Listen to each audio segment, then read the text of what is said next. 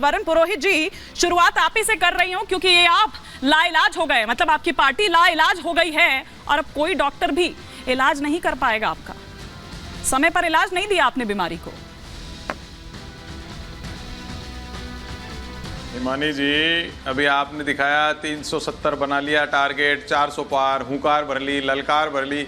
ये तो जब भरोगे ललकार करनी थी तो आप जाते मणिपुर में, जाते चीन को लाल आंखें दिखाते, पाकिस्तान नवाज शरीफ की मम्मी को जाके आप आंटी बना रहे थे। ये सब चीजें देखिए, सब पूरा देश देख रहा है। जहां तक आप बात कर रहे हो कांग्रेस पार्टी की, ये दूसरा पक्ष ये है कि जब मैंने कई बार कहा गोलकीपर ही नहीं है तो जो टेलेंडर होगा वो भी रन बनाता जाएगा। अच्छा, तो जब आप जो कह रहे हो बिल्कुल सही कह रहे हो, कांग्रेस पार्टी को मैंने कई बार कहा सेंट्रल सिस्टम को दुरुस्ती नहीं करेंगे तो कोई भी आदमी, मोदी जी क्यों कोई खड़ा हो जाए वो करता जाएगा, सीटें बनाता जाएगा। जहां तक अभी मोदी जी की बात है, देखिए उन्होंने भाषण में कई बातें की, कांग्रेस पे आरोप लगाए, ये लगाए वो कराए। ये 400 पार 300 पार तो मंदिर के आड़ में जाने की क्या जरूरत थी। आप अभी इन्होंने प्रधानमंत्री जी ने आज संसद में निकोबार का, अंडमान निकोबार का उदाहरण दिया। निकोबार के जंगल बेच दिए पूंजीपतियों को। तो पूंजीवादियों का एक आस्था के आड़ में छुप करके पूंजीवाद का मकड़जाल जो बुन दिया देश पर, आम जनता उससे परेशान है। अगर आपने काम किया हो तो 80 करोड़ के राशन की क्या बात, आप तो 100 करोड़ कर दोगे फिर उसको फ्री राशन। पहले ही कह रहे हो 5 साल तक गरीब रहेंगे 80 करोड़, तो ये विजन है नहीं। और देश में पहलवान बेटियां हो या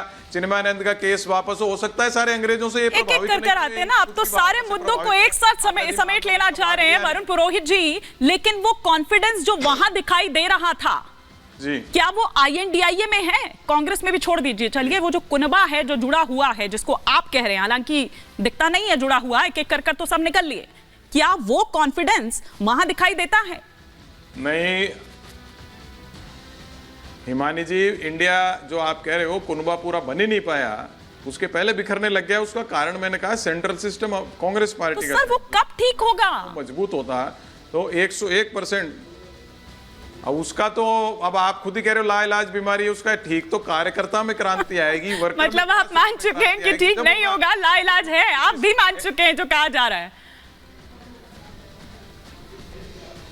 नहीं, पूरा देश ही मान रहा है, सबको पता है। कांग्रेस पार्टी, सब चाहते हैं कांग्रेस पार्टी को, पूरा देश चाहता है। हाँ। लेकिन कांग्रेस पार्टी का सेंट्रल सिस्टम एक गैंग ऑफ वासेपुर जिनके चुंगल में फंस चुका है। हाँ। अगर उससे मुक्ति कर दी जाए तो मैं कह रहा हूं मोदी जी 400 पार क्या 40 खुद नहीं ला पाए। हाँ। लेकिन अब करोगे क्या आप? हाँ। जब आपके पास अपोजिशन है ही नहीं, आपकी कोई फील्डिंग ही नहीं है, फील्डिंग ही नहीं है तो आप कैच उछालोगे तो भी चौका ही जाएगा, कोई पकड़ने वाला ही नहीं है। तो वो जब तक आपके पास में फील्डर नहीं होंगे, डिफेंस नहीं होगा, तो डिफेंस तो कांग्रेस पार्टी सुधरेगी जब होगा। कांग्रेस पार्टी तो सुधरी हुई है, कांग्रेस का कार्यकर्ता सुधरा हुआ है। लेकिन जो सेंट्रल सिस्टम में, फिर रिपीट कर रहा हूं आपके बार बार, वो सेंट्रल सिस्टम जब तक दुरुस्त नहीं होगा, और उसको दुरुस्त करेगी कांग्रेस पार्टी अंदर से, कांग्रेस का कार्यकर्ता। आज आप एक हारी हुई पार्टी के प्रवक्ता बतौर नजर आ रहे हैं, ऐसा ही कुछ साउंड कर रहे हैं, ऐसा ही कुछ साउंड कर रहे हैं। लेकिन प्रत्युष जी, आपके अंदर ये कॉन्फिडेंस कहां से आ रहा है? ये कौन सा गणित है? कोई सर्वे कराया है, क्या करवाया है, कहां से ये 370 की जो आप बात कर रहे हैं, तो 303 से 370 कैसे होगा? और 400 पार जो एनडीए की आप यहां पर बात कर रहे हैं, कैसे होगा? ये 67 सीट जो है 303 से 370 में, वो कहां से आएंगी? हिमानी जी, अगर आपने यंग डेज में, अगर वो अभी भी आप यंग हैं पर मैं बोल रहा हूँ, और यंग डेज में अगर आपने बीजेपी बीट कवर किया हो तो आपने देखा हो कि बीजेपी में कोई बात ऐसी नहीं बोली जाती है। अगर माननीय प्रधानमंत्री जी ने ये बोला है तो हमारा लोअर लेवल से लेके टॉप तक वो एक इन्फॉर्मेशन आया होगा कि किस तरह से भारतीय जनता पार्टी की जो कार्यक्रम जो चले हैं मोदी जी के, उसको लोग कितना लाइक कर रहे हैं और क्यों हमें इतना सीट आएगा। सीट इसीलिए आएगा कि काम कितना हुआ है। जो लोगों को एडवांटेज मिला वो तो बताएंगे ना। हमारा पार्टी तो है नहीं, कोई परिवार तो चलाता है नहीं हमारे पार्टी को। हमारे पार्टी को तो वर्कर्स चलाते हैं, मंत्री हो कोई हो सब चले जाते हैं तो रिमोट एरियाज में काम करने के लिए, देखने के लिए। तो जो सारा एक इंफॉर्मेशन कलेक्ट होता है, उस इंफॉर्मेशन के बेस पे हमें आइडिया होता है कि क्या होगा। अब आप एक राहुल गांधी को देश को बोलेंगे कि आप नरेंद्र मोदी के साथ सामने आइए, तो कहां से हो पाएगा? नहीं हो पाएगा ना। राहुल गांधी जी तो 5 विषय पे बोल नहीं पाएंगे।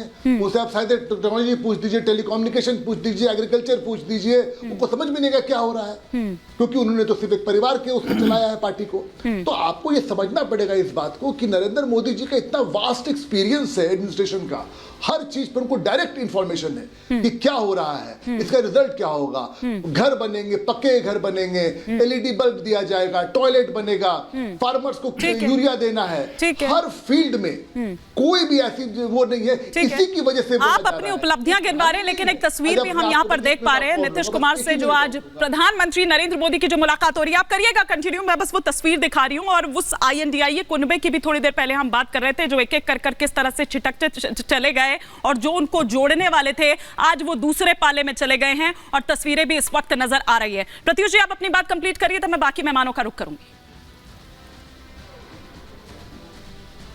मैं बस इसी में इतना छोटा सा ऐड करना चाह रहा था कि आप देखिए जिस तरह से पूरे उत्तर प्रदेश में स्वीप हो रहा है, बिहार में हो रहा है, झारखंड में हो रहा है, ये सारे जो स्टेट्स, मध्य प्रदेश, छत्तीसगढ़, राजस्थान, ये सब के पीछे आज प्राइम मिनिस्टर अगर बोल रहे हैं 400 प्लस आएगा, तो क्यों बोल रहे हैं? इसलिए बोल रहे हैं ना कि जो लाभार्थी हैं वो हर जगह बोल रहे हैं कि भाई हमें बीजेपी चाहिए। और सबसे बड़ी बात है कि जो G20 हुआ, 60 शहरों में जाके आपकी मीटिंग हो रही है, टूरिज्म बढ़ रहा है और जॉब्स क्रिएट हो रहे हैं, लाखपति बहनें बन रही हैं, ये सब हवा में तो नहीं हो रहा है ना, ये सब रिफ्लेक्ट कहाँ करेगा? बीजेपी के सीट पे भी रिफ्लेक्ट करेगा, हमारा नंबर बढ़ेगा। ठीक है, जो गणित प्रेम जी, प्रत्युष जी समझा रहे हैं, आप इससे इत्तेफाक रख रहे हैं। ठीक है सर, ठीक है, ठीक है। अब 2 वरिष्ठ पत्रकार भी मेरे साथ यहाँ पर हैं, एक बार जरा वो एनालाइज यहाँ पर भी हम जी, प्रेम जी।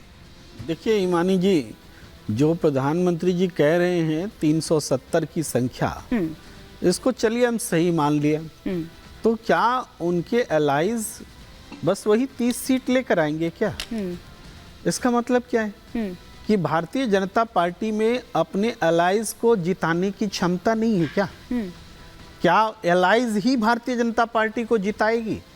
अगर एलाइज में इतना दम है कि भारतीय जनता पार्टी की 370 ला सकती है, तो प्रेम जी आप कांग्रेस की तो बात कर लो, आप भारतीय जनता पार्टी की क्यों चिंता कर रहे हो? उनके सहयोगी की क्यों चिंता कर रहे हो? आप कांग्रेस की बात करो ना, कि कांग्रेस को जो प्रधानमंत्री मोदी ने आज कहा है कि मैं उम्मीद करता हूं और मैं ईश्वर से प्रार्थना करता हूं कि कांग्रेस 40 सीटों पे आ जाए, तो आप बताइए कि 40 पे कांग्रेस आएगी कि नहीं आएगी इस बार? अरे आप हिमानी जी हैं क्या? अच्छा ठीक है, एक एक करके अपनी बात रखते हैं। एक प्रश्न रखा था, हम उत्तर दे रहे थे।